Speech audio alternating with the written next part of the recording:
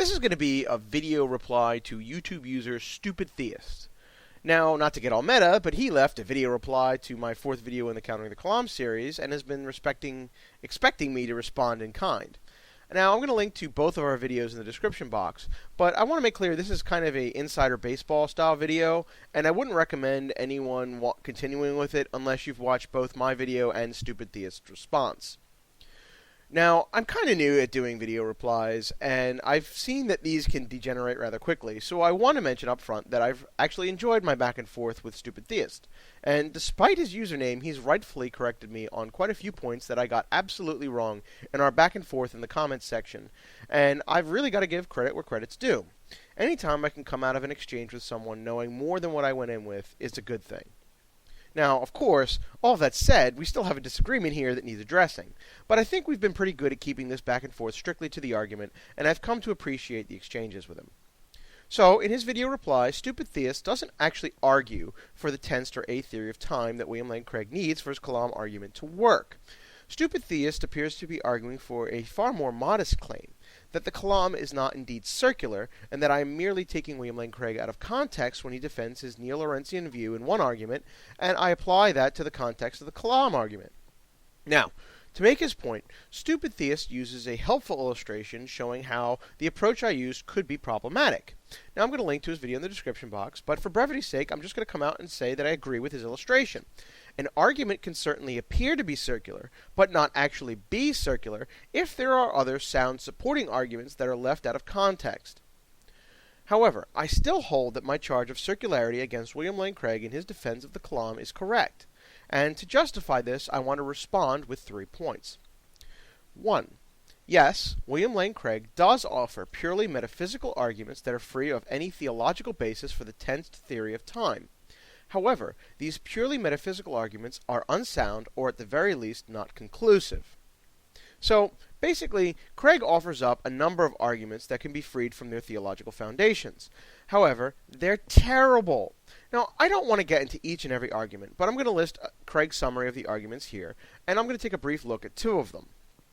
One of the first arguments is, the experience of temporal becoming, like our experience of the external world, is properly regarded as veridicial. Now, this kind of thing highlights one of the main problems with philosophy. It's a great one-liner that sounds fantastic, but shows absolutely nothing. The exact same argument could be made in favor of a flat Earth. Now, how about this argument?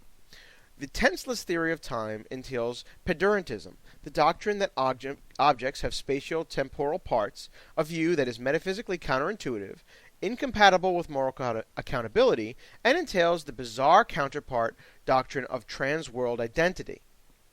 Now, this one sounds even more impressive, but the statement is again almost meaningless. Let's pretend for a second that Craig is absolutely right with these assertions. So what if that's what the tenseless theory entails? Just because pedurantism is counterintuitive, or that you're afraid of the moral implications of the tenseless theory of time, neither has anything to do with whether or not the tenseless theory of time is actually true.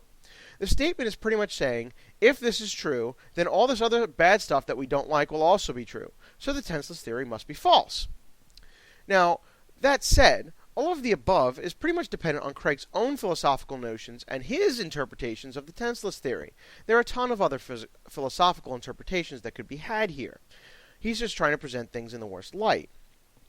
Now, basically, I could go through each of these arguments and address them, but quite frankly, I don't think I even need to, because this leads to the second problem that I want to bring up in response to StupidTheist.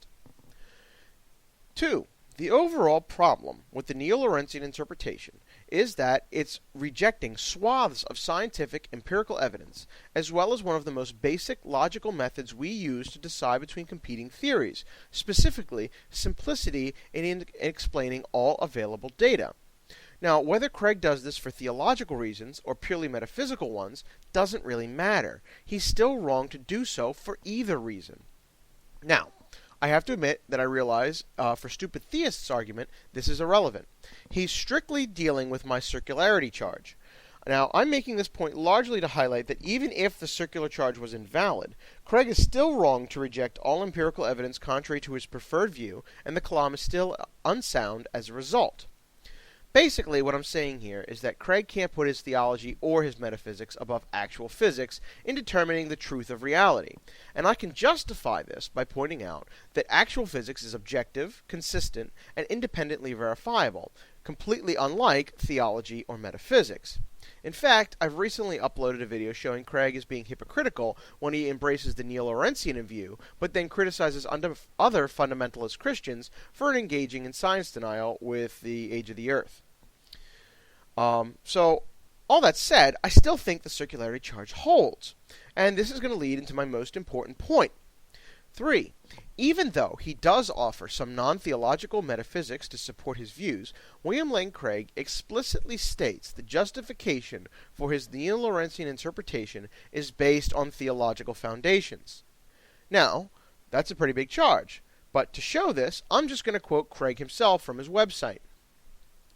The central and most radical thesis of my book, namely, that the classical concept of time is based on metaphysical and specifically theological foundations, which are immune to the relativistic critique, predicated as it is on essentially verificationist assumptions which are nearly universally regarded as untenable and obsolete. In particular, I show that Newton's concept of absolute time is based squarely on Newton's theism. The foundations of absolute time were not physical, but metaphysical, namely God's sempiternal duration. My argument is that if God exists and a tense theory of time is true, then God must be temporal, as Newton believed, and that therefore a privileged simultaneity class of events must exist, in which case a Lawrencean interpretation must be correct. Lawrence himself recognized this connection between his theory and theism. Now, I'm really not sure what more I need to say here.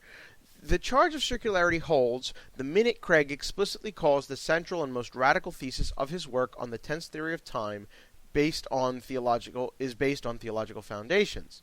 Sure, he tries to give himself a small out, saying he can give purely metaphysical arguments for the same view, but those arguments are rather easily dealt with. They're basically a smokescreen designed to give cover, and they're not a very good one. Now, further, as I've said before, no argument is sufficient enough to overcome the empirical evidence in the way that Craig is trying to accomplish. It could turn out that the tenseless theory is false and we have to reject relativity, but we're going to need some good scientific evidence before we're going to do that. And that's going to wrap this up, and I look forward to hearing Stupid Theist's response if he has one. Thanks for watching.